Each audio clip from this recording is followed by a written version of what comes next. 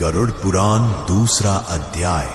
मृत्यु के बाद की सबसे रहस्यमयी और पीड़ादायक यात्रा होती है आत्मा के 13 दिन। क्या आपने कभी सोचा है कि कोई व्यक्ति मरने के बाद 13 दिनों तक कहाँ रहता है? वो आत्मा क्या देखती है, क्या महसूस करती है?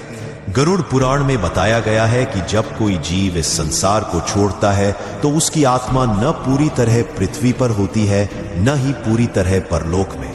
वो एक विचलित अवस्था में होती है, जहां हर दिन एक नया अनुभव, एक नई सजा, एक नया एहसास उसके सामने आता है।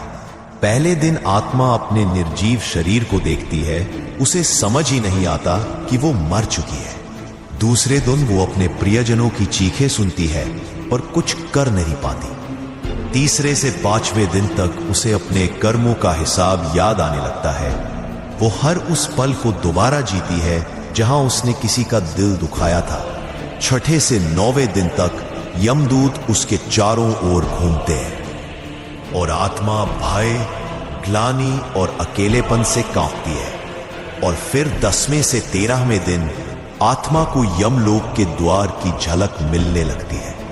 गरुड़ पुराण कहता है 13वें दिन यमदूत आत्मा को लेकर जाते हैं एक ऐसे स्थान पर जहां उसके अच्छे बुरे कर्मों का न्याय होता है।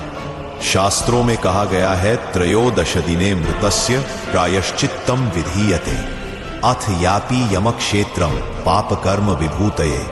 अर्थात 13वें दिन आत्मा को न्याय की ओर भेजा जाता है, जहां उसके पाप पुण्य का पूरा लेखा जोखा सामने रखा जाता है।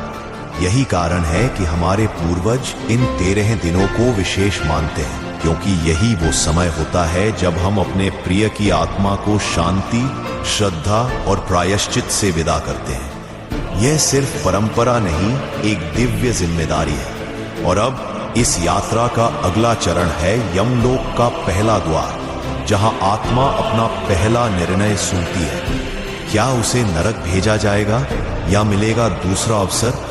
जानने के लिए जुड़े रहिए अगले अध्याय में। और अगर आपने इस रहस्यमयी यात्रा को अब तक महसूस किया है तो इस ज्ञान को जरूर आगे बढ़ाएं। गरुड़ पुराण दूसरा अध्याय। मृत्यु के बाद की सबसे रहस्यमयी और पीड़ा